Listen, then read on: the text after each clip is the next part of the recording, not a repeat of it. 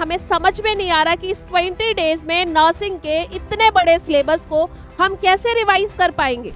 तो मैं आज 5 पॉइंट्स बता रही हूँ जिससे आप अपने सिलेबस को रिवाइज भी कर पाओगे और शायद यहाँ पे आपने जितने प्रॉब्लम्स लिखे होंगे उन सबका सॉल्यूशन आपको मिल जाएगा। एक भी क्वेश्चन एग्जाम में बहुत ज्यादा इंपॉर्टेंट होता है क्योंकि ये कंपटीशन एग्जाम है। एक क्वेश्चन से भी आपकी रैंक जो है बहुत डाउन जा सकती है। डेली अगर आप कोई गोल ही नहीं है, आपको कुछ पता ही नहीं है करना क्या है, कल पढ़ना क्या है, तो फिर तो आपका सारा टाइम वेस्ट हो जाएगा वैसे ही। Hello, welcome you all to the PW nursing वाला। कैसे हैं सब? आई होप सब बढ़िया होंगे, मस्त होंगे और पढ़ाई कर रहे होंगे। स्वागत है आपका इस वीडियो में जिसमें मैं बात करने वाली हूं कि इस लास्ट के 20 डेज में हम पूरा सिलेबस कैसे रिवाइज करें। कि बहुत सारे बच्चों को होता है 5 से 6 महीने से हम तैयारी कर रहे हैं, हमने सारा सब्जेक्ट पढ़ा है, लेकिन हमें समझ में नहीं आ रहा कि इस 20 डेज में नर्सिंग के इतने बड़े सिलेबस को हम कैसे रिवाइज कर पाएंगे। तो आज मैं आपको ऐसी 5-6 बातें बताने वाली हूं जिससे आप अपने नर्सिंग के पूरे सिलेबस को सिर्फ 20 दिन में रिवाइज कर सकते हो। और भाई अगर कोई पहली बार देख रहा है जिसने पढ़ाई नहीं है तो ये वीडियो उनके लिए नहीं है, ये उनके लिए है जो नॉर्सेट का एग्जाम देने जा रहे हैं। सिर्फ 20 दिन का टाइम रह गया है और पहले से पढ़ी हुई चीजों को फिर से पूरा ओवरव्यू करना चाहते हैं, रिवाइज करना चाहते हैं, तो बिल्कुल आप सही वीडियो देख रहे हो। तो मैं स्टार्ट करती हूँ इस वीडियो को और मैं सबसे पहले आपको बताऊंगी कि कैसे आप अपनी प्रॉब्लम्स का सॉल्यूशन निकाल सकते हो। Find your problems. अगर आप पढ़ रहे हो, अगर आपने पूरा सिलेबस पढ़ा हुआ है या नहीं हुआ है, लेकिन आपकी तैयारी 3-4 महीने से चल रही है, तो आपको सबसे पहले प्रॉब्लम्स आइडेंटिफाई करना है। क्योंकि सिर्फ ये वीडियो एक ही बच्चे को टारगेट नहीं होता है, इसमें बहुत सारे ऐसे स्टूडेंट्स होंगे जिन्होंने आधा सिलेबस किया होगा, जिनका थोड़ा सिलेबस रह गया होगा, या उन्होंने बिल्कुल नहीं पढ़ा होगा, बहुत टफ लग रहा है, या फिर वो उनके लिए इंपॉर्टेंट नहीं लगता क्योंकि उन्होंने उससे क्वेश्चंस नहीं देखा है। बहुत सारे टाइप के स्टूडेंट्स हैं। तो मैं ये चाहूंगी कि पहले आप अपनी प्रॉब्लम्स को पहचानो। फाइंड योर प्रॉब्लम्स कि आपकी दिक्कत है क्या, आपको प्रॉब्लम आ कहाँ रही है। क्या वो सब्जेक्ट बहुत बड़ा है जिसे आप रिवाइज नहीं कर पा रहे हो? इस 20 दिन का टाइम रह गया है, लेकिन ऐसा कोई सब्जेक्ट है जो आपका कंप्लीट नहीं हुआ है, जो आपने पढ़ा नहीं है, या फिर आपकी प्रॉब्लम ऐसी है कि आपने सब कुछ पढ़ा है लेकिन आप भूल जाते हो। आप भूल जाते हो। अगर आपकी भी इस टाइप की प्रॉब्लम्स है तो पहले अपने प्रॉब्लम्स को एक नोटबुक पे लिख लो कि दिक्कत आ कहाँ रही है। या फिर आप उस सब्जेक्ट को पढ़ने के बाद भी उसके क्वेश्चंस को गलत कर रहे हो, आपके क्वेश्चन सही नहीं हो पा रहे, या फिर आपकी प्रॉब्लम ऐसी है कि आपके MCQs नहीं निकल पा रहे, या फिर और भी कुछ भी। तो मैं ये चाहूंगी जितने भी स्टूडेंट ये वीडियो देख रहे हैं जो किसी भी कंपटीशन एग्जाम को या फिर नॉर्सेट का एग्जाम देने जा रहे हैं, 20 दिन का टाइम है, तो सबसे पहले अपनी प्रॉब्लम को एक नोटबुक पे लिखेंगे कि अभी मुझे सिलेबस रिवाइज करने में दिक्कत आ क्या रही है। ठीक है, जैसे ही आप अपनी सारी प्रॉब्लम्स को एनलिस्ट कर लोगे तो अपने आप भाई सॉल्यूशन निकलना स्टार्ट हो जाएगा।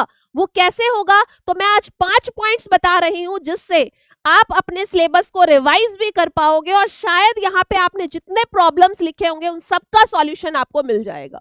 जिसमें सबसे पहला पॉइंट है study according to your syllabus. अब नर्सिंग वाले बच्चे सोच रहे होंगे सिलेबस क्या होता है, सिलेबस क्या होता है? भाई BSc नर्सिंग में, GNM में, BSc नर्सिंग अगर आपने किया है या फिर अगर आपने GNM किया है, उसमें जो भी सिलेबस, जो भी चीजें आपने, जो सब्जेक्ट आपने पढ़ा है वही आपका सिलेबस है।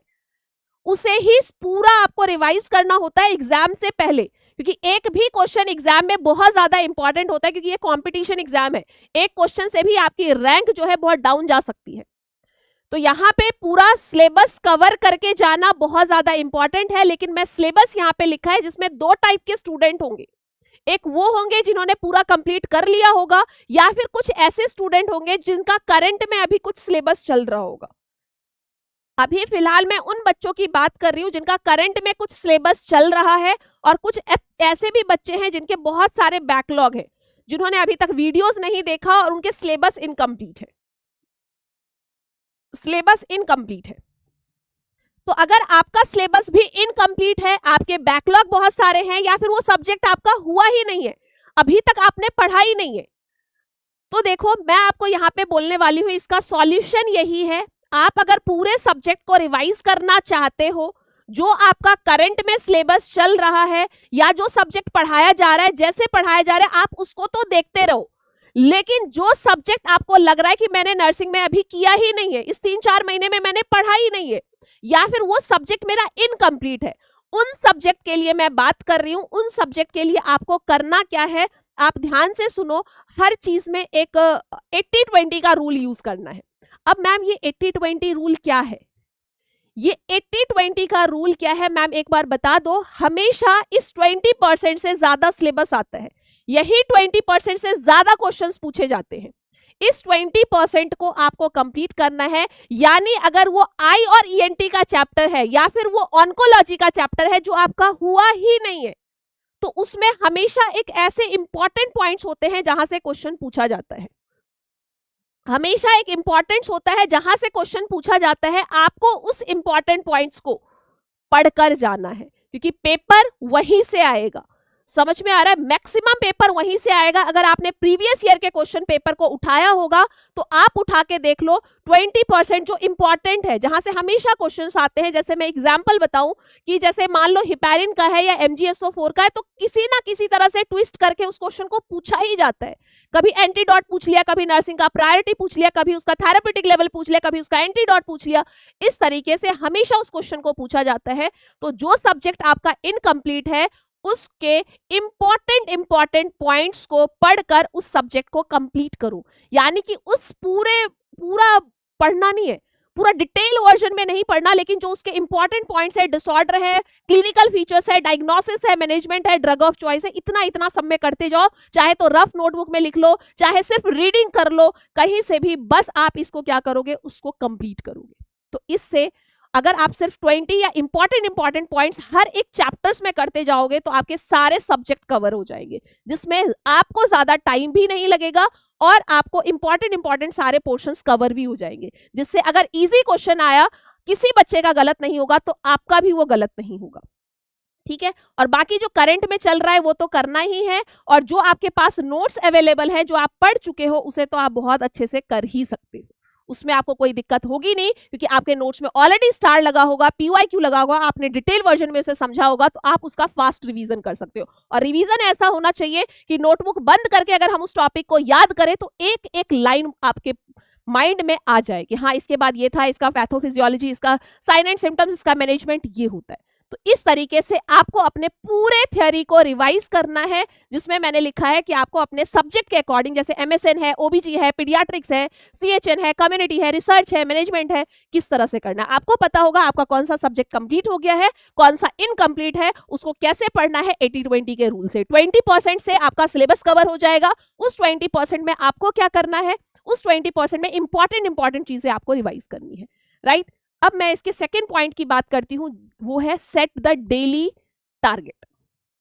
अभी 20 दिन का टाइम है, हमारे पास सिर्फ 20 दिन का टाइम है, और इस 20 दिन में हम वीकली टारगेट नहीं बनाएंगे। इस 20 दिन में हम 10 दिन का या 20 दिन का पूरा टारगेट नहीं बनाएंगे, हम डेली टारगेट्स बनाएंगे। यहाँ पे हम क्या करने वाले हैं डियर, डेली टारगेट्स बनाने वाले हैं कि कल हमें ये चैप्टर कंप्लीट करना है। यानी कि अगर ये रिसर्च है, माइक्रोबायोलॉजी है और एडमिनिस्ट्रेशन है, तो इसमें जो इंपॉर्टेंट है 20% वाला पोर्शन है, ये मेरा कल कंप्लीट हो जाएगा। या फिर 2 दिन में मैं इसे करूंगा, तो कल मुझे सिर्फ माइक्रोबायोलॉजी को करना है और परसों मुझे रिसर्च और एडमिनिस्ट्रेशन का पूरा इंपॉर्टेंट क्रीमी मटेरियल अपने माइंड में पढ़ के, घूम के, जैसे भी फिक्स करना है। समझ में आ गया? तो वो मैंने आपको बता दिया। आपको अपना डेली टारगेट्स बनाना है, डेली क्या करने जा रहे हैं वो इंपॉर्टेंट है। इस टाइम पे मंथली, वीकली टारगेट कुछ काम नहीं करने वाला है, वो फेल हो जाएगा। और डेली अगर आप कोई गोल ही नहीं है, आपको कुछ पता ही नहीं है करना क्या है, कल पढ़ना क्या है, तो फिर तो आपका सारा टाइम वेस्ट हो जाएगा वैसे ही। तो अगर आप अपने टाइम को बहुत अच्छे से यूटिलाइज करना चाहते हो, अगर आप चाहते हो कि आपका जो 24 घंटा है, 24 घंटे का टाइम आपके पास भी है और टॉपर के पास भी है इस टाइम पे, लेकिन वो उस टाइम को कैसे यूटिलाइज कर रहा है वो उस पर डिपेंड कर रहा है। वो अपने सिलेबस को कैसे कंप्लीट कर रहा है, वो उस टाइम पे क्रीमी मटेरियल को कैसे तैयार कर रहा है, ये आपको भी समझना चाहिए। अगर आप भी एक अच्छी रैंक के साथ सिलेक्शन लेना चाहते हो तो प्लीज डेली सोने से पहले कल क्या करना है, किस टाइम पढ़ना है, ये सेट कर लेना। जरूरी नहीं आपने अपने टारगेट में 5 चीजें लिखी हैं, आपने अपने टारगेट में 4 या 5 चीजें लिखी है तो पांचों के पांचों हो जाए, ऐसा जरूरी नहीं है। हो सकता है किसी दिन आपके 2 टारगेट होंगे, किसी दिन 3 होंगे, किसी दिन 4 होंगे, लेकिन जो रह जाएगा वो अगले दिन के लिए रखो। लेकिन कम से कम ये तो रहेगा कि हाँ मैंने ये सोचा था और मैंने इतना कर लिया। उससे जो सेटिस्फेक्शन आता है ना, वो एक अलग लेवल का होता है। ठीक है, तो प्लीज अपने टारगेट सेट करो। कल कब पढ़ेंगे ये सोने से पहले सोच लो। ठीक है, एक दिन पहले जब आप रात में सोने जा रहे हो तो सुबह कल क्या करेंगे, कल की क्या प्लानिंग है, जिससे कल सुबह उठ के टाइम खराब ना हो। या फिर सोते टाइम आपका बहुत ज्यादा बर्डन हो रहा है, आपको ऐसा लग रहा है कि यार नहीं नहीं मुझे तो रेस्ट करना है, तो आप मॉर्निंग में उठते ही उस दिन टू डू लिस्ट बनाओगे। टू डू लिस्ट का मतलब कल क्या पढ़ना है वो मैंने पीछे ही बता दिया, लेकिन कितने टाइम में करना है, इस टाइम पे क्लास लेना है, इस टाइम पे आपको एमसीक्यू सॉल्व करना है, इस टाइम पे थ्योरी करना है, वो अपना पूरा सेट कर लो। और जब पूरा दिन आपके अकॉर्डिंग चलेगा तो आपको नाइट में सोने से पहले बहुत सेटिस्फेक्शन होगा, और वो जो टेंशन होती है कि सिलेबस नहीं हो रहा है, सिलेबस नहीं हो रहा है, वो टेंशन भी खत्म हो जाएगी। तो अगर आप अपने दिन को अपने अकॉर्डिंगली प्लान करोगे तो ये बहुत ही अच्छी तरह से आपका सिलेबस भी कवर होगा, आपकी टेंशन भी कम होगी, और इस टाइम पे जो एंजाइटी लेवल हाई हो रहा है वो भी आपका रिड्यूस होगा। समझ में आ रहा है? थर्ड पॉइंट है डेली प्रोग्रेस। अब आपने डेली पढ़ा है, मैंने बोला है कि एक बच्चा वो है जो एक भी मॉक पेपर, एक भी पीवाईक्यू नहीं देख के जाता है, उसकी परफॉर्मेंस, और जो बहुत सारे मॉडल टेस्ट पेपर करता है, सारे पीवाईक्यू पढ़ के जा रहा है, कंटेंट नॉलेज अच्छा है, आप उसकी परफॉर्मेंस को खुद ही देखकर और डिफरेंस लगा सकते हो, क्योंकि शायद आपने इतना नहीं देखा जितना मैंने देख रखा है। ठीक है, इसी एक्सपीरियंस के बेस पे मैं आपको बता रही हूं कि अभी 20 दिन का टाइम है, कम से कम 10 से 15 मॉक पेपर्स आपके सॉल्व हो जाएंगे। आप उस पेपर को सॉल्व करोगे, आप उस मॉक पेपर को सॉल्व करोगे, चाहे क्विज के फॉर्म में करो या फिर आपके पास जो भी पेपर्स है उसमें खुद से टिक लगा के देखो, लेकिन उसमें देखो आपके कितने गलत हो रहे हैं, कितने रॉन्ग हो रहे हैं, कितने क्वेश्चंस जो है आपके राइट हो रहे हैं। ठीक है, कितने क्वेश्चन ठीक हो रहे हैं, कितने क्वेश्चंस गलत हो रहे हैं, और जो क्वेश्चन गलत हो रहे हैं वो क्यों हो रहे हैं, कौन से सब्जेक्ट के गलत हो रहे हैं, कौन सा टॉपिक है जिसे करने के बाद भी आपके क्वेश्चंस गलत हो रहे हैं, उस पॉइंट को देखना है। एक बार अपने नोट्स में जाके फटाफट से उसे रिवाइज करना है, या फिर जैसे आपने शॉर्ट नोट्स बना रखा है उसमें फटाफट लिख लो, जिससे आप एग्जाम में वो गलती कभी नहीं दोहराओगे जो आपने यहां कर लिया है। इसीलिए अपने प्रोग्रेस को चेक करना बहुत ज्यादा जरूरी है, यानी कि अपने आप को इवैल्यूएट करना, अपने आप को इवैल्यूएट करना बहुत ज्यादा जरूरी है। अगर आप सिर्फ पढ़ते पढ़ते चले जाओगे, अपने आप को इवैल्यूएट नहीं करोगे, तो आपको पता ही नहीं चलेगा आप सही ट्रैक पे चल रहे हो या गलत ट्रैक पे चल रहे हो।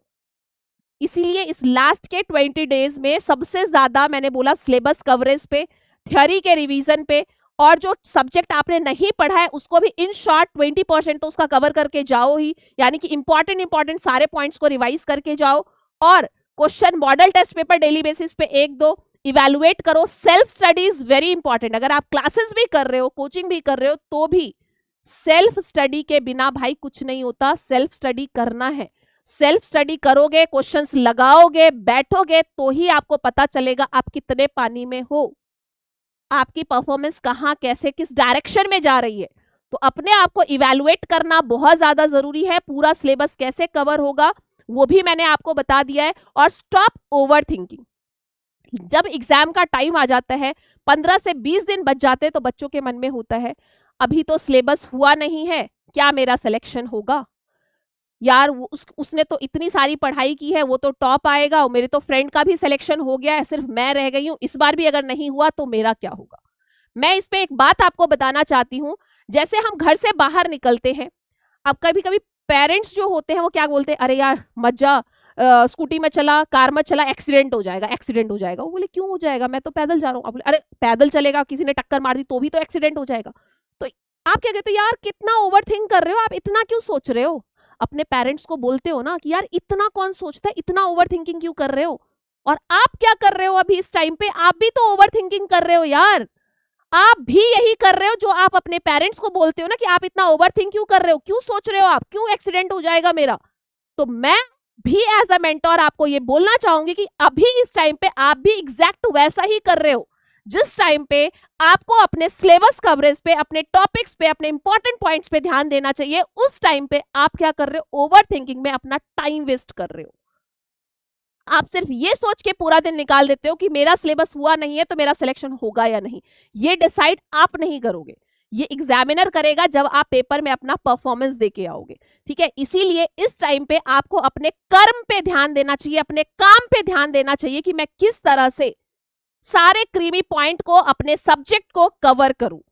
समझ में आ रहा है? तो इस एग्जाम्पल से आप प्लीज ये अपने माइंड से हटा दो कि मेरा सिलेक्शन नहीं होगा। बी पॉजिटिव, बी पॉजिटिव, हमेशा अच्छा सोचो, क्या पता इस बार मैं टॉप कर जाऊं, ये भी तो हो सकता है भाई। टॉप का सोचोगे तो सिलेक्शन होगा, मैं ये कह रही हूं आपको। तो हमेशा पॉजिटिव सोचो, नेगेटिव पे ध्यान मत दो कि अगर मेरा सिलेक्शन नहीं हुआ तो क्या होगा। कुछ नहीं होगा, कुछ नहीं बिगड़ने वाला। लेकिन अगर आप ये सोच सोच के अपना टाइम वेस्ट कर रहे हो तो शायद आपके एग्जाम में आपकी परफॉर्मेंस खराब हो सकती है। तो इसीलिए मैं ये बोलना चाहूंगी हर एक एस्पिरेंट से कि भाई ओवर थिंकिंग करना और ये फालतू की चीजें सोचना, एंजाइटी लेना, टेंशन लेना छोड़कर उस एनर्जी को अपनी पढ़ाई में लगाएंगे तो आपके एग्जाम का बेटर रिजल्ट आएगा। तो इस 5 पॉइंट को मुझे लगता है आपने बहुत अच्छे से समझ लिया होगा। अपने पूरे सिलेबस को कैसे कवर करना है इन शॉर्ट समराइज कर देती हूं। सबसे पहले अपने सिलेबस को जितना आपका फेवरेट या हो गया है उसे अच्छे से पढ़ें, उसके इंपॉर्टेंट पॉइंट को रिवाइज करें। जो नहीं हुआ है उसमें 80-20 का रूल लगाएं, जिसमें 20% भी अगर उस सब्जेक्ट से, उस चैप्टर से हम पढ़ ले तो इस तरह से हमारा वो नहीं हुआ सिलेबस भी कंप्लीट हो जाएगा और हमारे माइंड में रहेगा हमने सब कुछ पढ़ा हुआ है। और इसी कॉन्फिडेंस के साथ आपको एग्जाम में बैठना है। और अभी 20 दिन का टाइम है, बहुत सारा टाइम है, आप चाहो तो कर सकते हो। और नहीं करने वाला डेली टाल देगा, आज नहीं करेंगे, चलना कल कर लेंगे, परसों कर लेंगे। तो मैं हमेशा यही बोलूंगी, कल करे सो आज कर, आज करे सो अब, पल में परलय होएगी, बहुरी करोगे कब। ये आपने बचपन में ये लाइन सुना होगा संस्कृत का, ठीक है। तो इससे प्लीज कल के लिए कोई भी चीज मत टालो, जो आप कल के लिए टाल रहे हो उसे अभी करके रख दो, जिससे आपके माइंड में आपके सोने से पहले आपको ये सेटिस्फेक्शन फील होगा कि वाओ, आज का दिन मेरा बहुत अच्छा हो गया और मैंने आज बहुत सारी चीजें नई सीखी हैं, ठीक है। तो इसी तरह से अपने सब्जेक्ट को, अपने सिलेबस को रिवाइज करें, MCQs practice model test paper के फॉर्म में करें, पीवाईक्यूज को जो आपने पढ़ा हुआ है वही पढ़ना है। जितने एमसीक्यूज, जितने पीवाईक्यू आपने सॉल्व किया है उसी को बार बार करना है, ठीक है। लास्ट टाइम पे ऐसा कुछ भी नया लेके नहीं बैठना, कुछ भी बड़ा कॉन्सेप्ट लेके नहीं बैठना जो आपने पढ़ा ही नहीं है। हाँ, जो सिलेबस आपका नहीं हुआ है उसमें इंपॉर्टेंट पॉइंट्स, इसलिए मैंने बोला पूरा 80% नहीं करना है, सिर्फ उसका 20% करना है, जिसमें ज्यादा बर्डन नहीं लगेगा, ज्यादा टेंशन नहीं लगेगा, ज्यादा लोड नहीं लगेगा और उसे बार बार आप रिवाइज भी कर सकते हो एग्जाम से पहले। तो revision is very very very important, ठीक है। तो मुझे लगता है कि आपको समझ में आ गया होगा और आपको इस वीडियो से बहुत ज्यादा मोटिवेशन मिला होगा और इस 20 डेज को आप भी बहुत ही ज्यादा बेहतरीन बनाओगे, बहुत ही प्रोडक्टिव बनाओगे, जिससे आपके एग्जाम में आपकी रैंक, आपका सिलेक्शन बहुत ही बढ़िया आने वाला है। Wish you all the best and thank you so much.